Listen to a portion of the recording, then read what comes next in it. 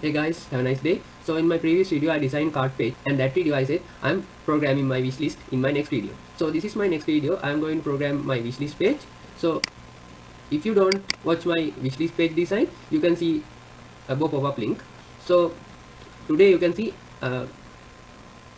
get a knowledge about how I program my watchlist page.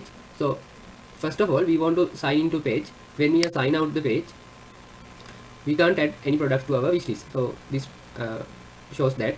So we are going to this button and logging in, and we are now signing to our website. So now you can see there's a wishlist button here. We can add any product to our wishlist. So how we can add? So you can see there's a button here, and our heart icon is black.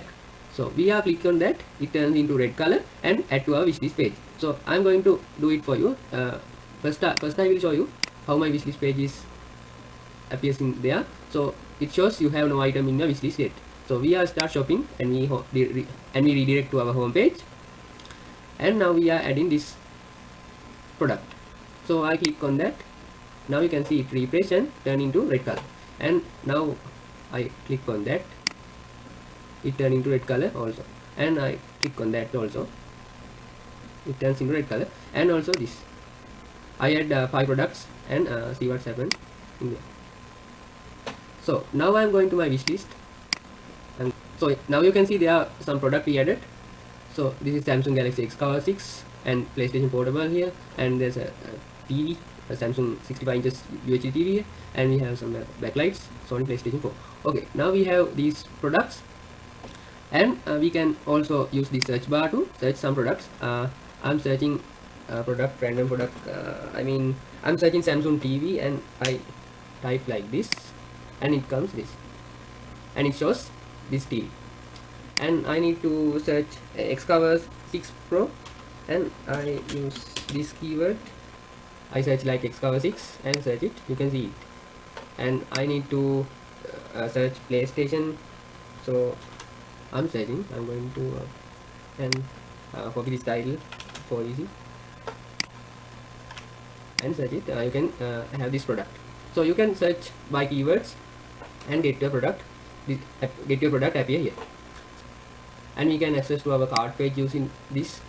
And this is my cart page. So we programmed it little bit, but not complete. So when I complete this, I complete this sooner. I complete this today. So when I complete this, I will bring you a new video. And now we are going to our wish list again. So now I add, in previously I show you, I add some hard-coded image, title, and I don't add description. I add color, condition, and price. All are hard-coded things. So in this time, now I program everything, which means I program my image and program this title, description, colors, and everything I program. So I want to show you how I program that, and we can also remove our products in our wishlist page. So I am removing this. So now you can see it removed.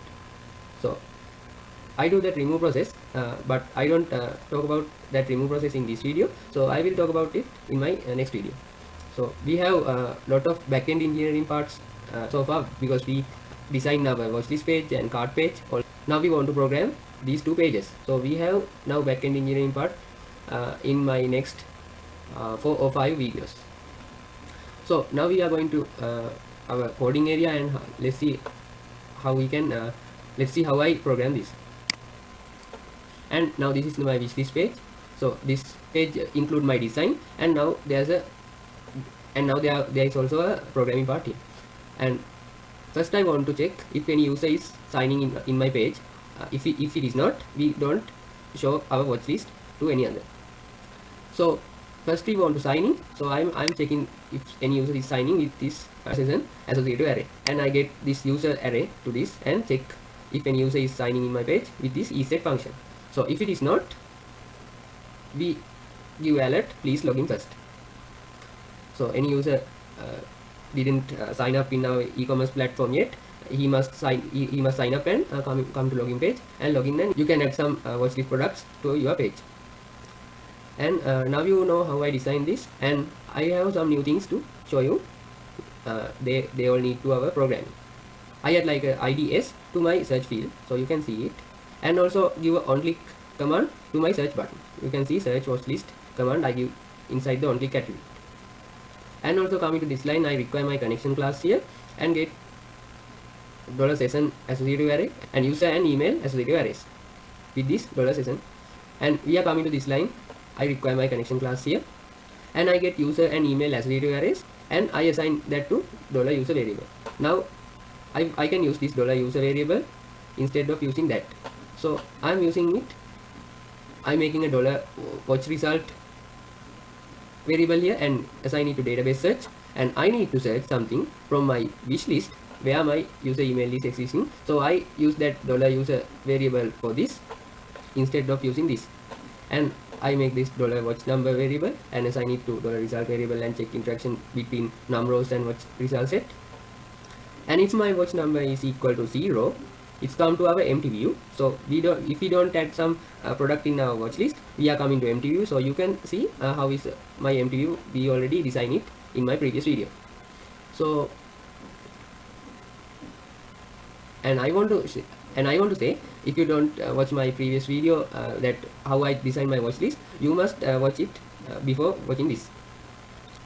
And now we have long query part here. So I want to give the search result ID because we want to search some products in our search field, and if we search, we want to get our result on the body content part. So I give this search result ID in that div box. And now let's see what I program these, and let's see what are those. So you know that $query, this is our common query, so I don't need to explain that at all. And I get this for loop here. I want to loop my products that I added to watch list from my home page. So we are going to add an we are going to our home page and add something into watch list. I want to loop them in my watch list page. So I do this like that, and now you can see it.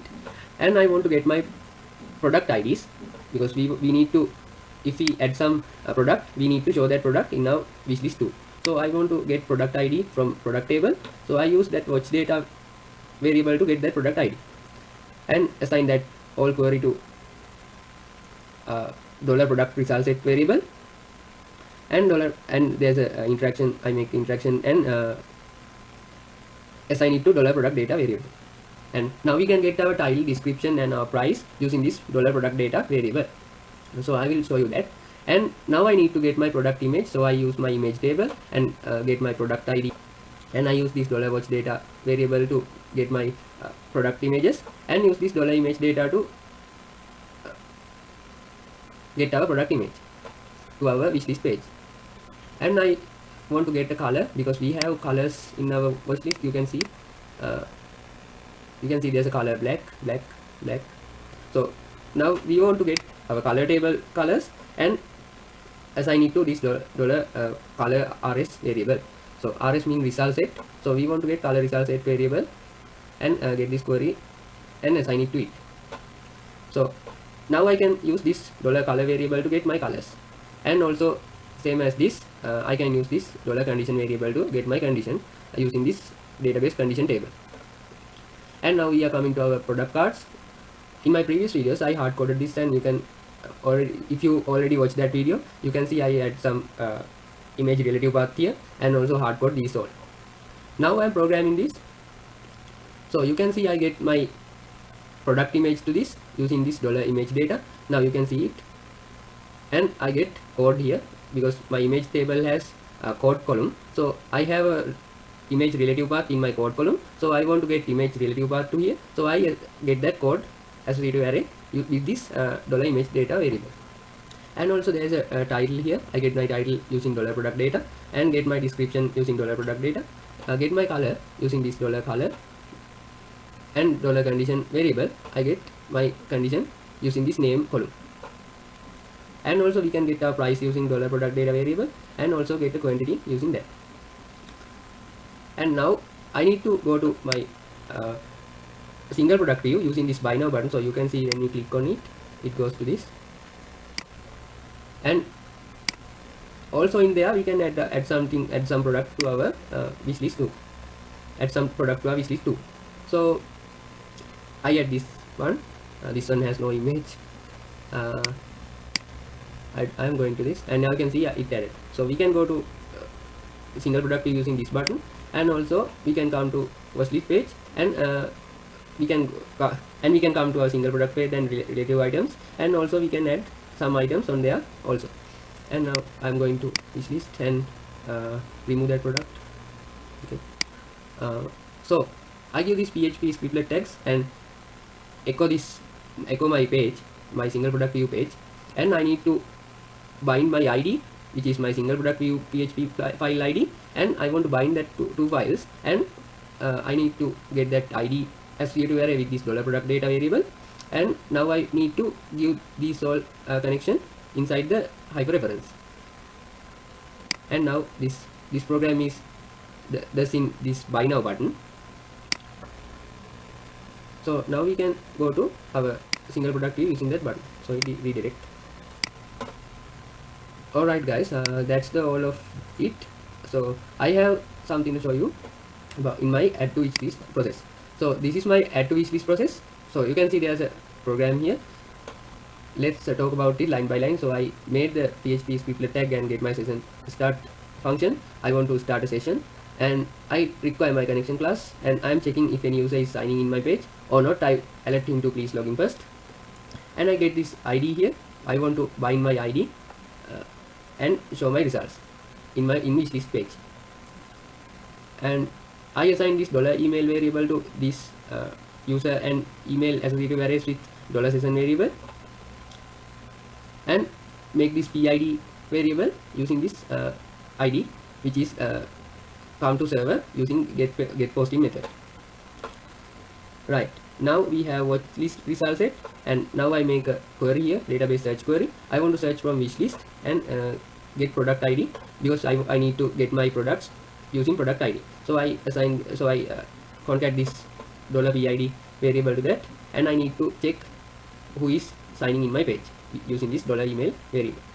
And now we are coming to make our $watchlist number variable. So I make that connection with watchlist result set and numbers, and make this variable and see if any product is added. So this line means that, so watchlist number variable equals 1 means if we add some product to our watchlist. So if we add some product to our watchlist, it executes these lines, and we are making fetch assoc interaction with result set variable and make $wishlist data, and we are making this $list ID variable to get our watchlist data using ID. And when we go to our home page, we can see our hearts are black in color. So when we click on that, it turns into red, and it added to our watchlist. So this query does that. So I want to get database insert update delete query and insert some products into my wish list using product ID and user email. I get that user email because I am not the only one user in this platform. So any other user can come to my e-commerce platform, but if he can see my wish list, it's a really bad mistake. So I need to get this user email. I want to get this $email data using this $session and user and email associative arrays to identify who is signing and who added some products to wish list. When we identify, we can show wish list correctly. So I added this, and I echo that added, and I want to get this echo to my script.js file. So I will show you that. And when we not signing, we are echo this please login first, and if our server is down or something like that, we can echo this something went wrong. So I want to show you another thing. So we are going to our home page, and we add this. We can remove this in our wish list, you already know it. And I want to show you we can also remove this in there. So we are clicking on that again, it refresh our page and it removes. Now let's go to see if it is really removed. So it's removed. Okay, now you can see it. Right, now I add that product. Now I add that process, which is removing process, using this query. So I get insert update delete query here and connect my database, and I want to delete from my watch list, and I want to go into recent table. So I made a recent table, and I will show you that we have some database synchronizing part here. So I will show you that. So So for now, let's get this query into your mind, and now you can see it how I did my query. And now we are winding up add to wishlist process, and now we come into script. We have add to watchlist process. So using this JavaScript part, I'm requesting requesting things to server side. So I make this add to watchlist process and bind my ID, and I use get posting method to request things to server side. So using true statement means we are requesting our things with AJAX requesting method, and I get this send method with request variable. So I made that function like add wishlist and get to ID into the bracket, and make a variable like a request, and make new XML HTTP request object. And I need to check my onReady state. If it is equal to 4, it is success, and if it is success, when we click on our already added button, it removed from our watch list. So if it is success, so it turns heart into black color, so you can see it. And when we are adding it again, when we click on that again, you can see it. I remove this, but I can add it again. So you can see now it turned into red color. So I do that process with this, and it turns into text danger color, which means red color. So if there are any issues with our programming part, we can alert it like this. And now we are good with adding some product to watch list. Now we need to know a small part, which is a search wish list process. So I am explaining about this part. So we don't add 4 products to this page.